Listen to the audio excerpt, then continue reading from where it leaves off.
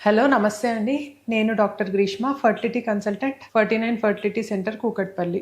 ఈరోజు మనం ఈ ఐవీఎఫ్ ప్రొసీజర్లో అసలు మనకి ప్రీ ఇంప్లాంటేషన్ జెనెటిక్ టెస్టింగ్ అంటే ఏంటి, దీనివల్ల మనకి డిసీజ్ అనేది రాకుండా సొసైటీకి ఎంతవరకు అవసరం పడుతుంది, ఈ విషయం గురించి మాట్లాడుకుందాం. సో ఇప్పుడు మనకి ఎవరైతే కపుల్కి ప్రాబ్లం అనేది ఉంటుందో, కొంతమంది అంటే ఫ్యామిలీస్లో కొన్ని జెనెటిక్ డిసీజెస్ అనేవి క్యారీ అవుతూ ఉంటాయన్నమాట. అంటే కొంచెం సిస్టిక్ ఫైబ్రోసిస్ లాంటివి కానీ, థెలసీమియాస్ లాంటివి కానీ, సికిల్ సెల్ ఎనీమియా, ఇంకా కొంతమందికి మజిల్ డిస్ట్రోఫీస్ అనమాట. సో ఇవి వాళ్ళ సెల్ లైన్స్లో అనేవి ఇట్లా కంటిన్యూ అవుతూ ఉంటాయన్నమాట. సో అట్లాంటి ప్రాబ్లం ఉన్న వాళ్ళు ఏంటి అంటే, మనకి అంటే ప్రెగ్నెన్సీ వచ్చినప్పుడు వాళ్ళకి హెల్దీ బేబీ వస్తుందా లేదా, అంటే మనకి పుట్టబోయే బిడ్డనే మనకి జెనెటిక్ టెస్టింగ్ అనేది చేయించుకోవచ్చు అనమాట. అంటే వాటి లోపల ఆ సెల్ లైన్స్ ఏమన్నా ఉన్నాయా. సో ఇట్లా కొన్ని డిసీజెస్, యూజువల్గా మనకి ఆటోజోమల్ రెసెసివ్ డిసీజెస్లో 25% ఇట్లా మనకి అన్హెల్దీ బేబీ వచ్చే రిస్క్ ఉంటుందన్నమాట. సో అది మనకి ముందుగానే తెలుసుకోవాలి అంటే ఈ జెనెటిక్ టెస్టింగ్ అనేది చేపించుకుంటే సరిపోతుంది.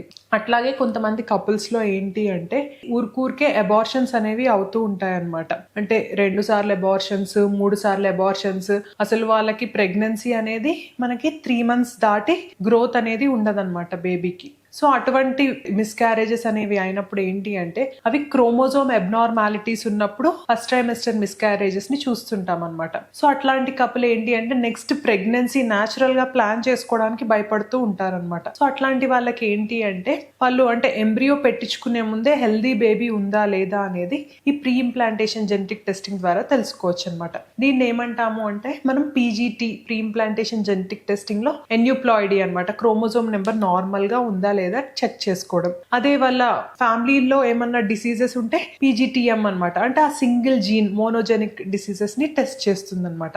అట్లాగే కొంతమందికి ఏమన్నా డిలీషన్స్, సర్టన్ డూప్లికేషన్స్ అట్లా ప్రాబ్లం ఏమన్నా ఉంటే పీజీటీఎస్ఆర్ అనమాట, అంటే స్ట్రక్చరల్ రీఅరేంజ్మెంట్ టెస్టింగ్ అనేది ఉంటుందన్నమాట. సో ఇట్లా మనకి ఈ ప్రీ ఇంప్లాంటేషన్ జెనెటిక్ టెస్టింగ్ ద్వారా ఏంటి అంటే హెల్దీ బేబీ వచ్చే అవకాశాలు ఎక్కువగా ఉంటాయి అన్నమాట. ఎవరికైతే మనకి ఫస్ట్ బేబీ ఎఫెక్టెడ్ ఉంది, లేదు వాళ్ళకి కుటుంబంలో కొన్ని జెనెటిక్ డిసీజెస్ అవి ఏవైతే క్యారీ అవుతున్నాయో అది మనం ప్రీ ఇంప్లాంటేషన్ జెనెటిక్ టెస్టింగ్ చేయించుకుని ఓన్లీ హెల్దీ బేబీని ఇట్లాంటి డిసీజెస్ నెక్స్ట్ జనరేషన్ కి క్యారీ ఫార్వర్డ్ అవ్వకుండా హెల్ప్ చేయొచ్చు అనమాట. ఇంకా నెక్స్ట్ వచ్చేసి ఊరికే అబార్షన్స్ అవుతున్న వాళ్ళకు కూడా మనం ఈ ప్రీ ఇంప్లాంటేషన్ జెనెటిక్ టెస్టింగ్ అనేది చేయించుకుంటే మనకి టైం టు ప్రెగ్నెన్సీ, అంటే హెల్దీ బేబీ రావడానికి చాలా తక్కువ టైంలో మనకి ఎక్కువ రిజల్ట్ హెల్దీ బేబీతో వెళ్ళొచ్చు అనమాట. ఈ టెస్టింగ్ ద్వారా ఏంటి అంటే ఇప్పుడు ఏదైతే స్ట్రెస్ ఫ్రీగా మనకి డిసీజ్ ఫ్రీగా ఉండొచ్చు అనమాట ఈ టెస్ట్ చేయించుకోవడం వల్ల. సో మనకి ఈ టెస్ట్ ఎట్లా చేస్తారు అంటే ఐవీఎఫ్ చేసినప్పుడు మనకి ఎప్పుడైతే ఎగ్స్ తీసి మనకి బేబీ ఫార్మేషన్లో మనకి డే 5 బేబీ వరకు వెళ్తాం అనమాట. అంటే డే 5 బేబీకి మనకి ఎక్కువ ఛాన్స్ ఆఫ్ ప్రెగ్నెన్సీ ఇచ్చే మనకి ఛాన్స్ ఉంటుంది కాబట్టి ఆ డే 5 బేబీ అనేది ఫామ్ అయినప్పుడు వాటి లోపల outer cell mass, inner cell mass అనేది ఉంటుంది అనమాట. ఆ అవుటర్ సెల్ మాస్లో ఒక 5-6 సెల్స్ అనేవి తీసుకొని మనం టెస్ట్కి పంపించడం అనేది జరుగుతుందన్నమాట.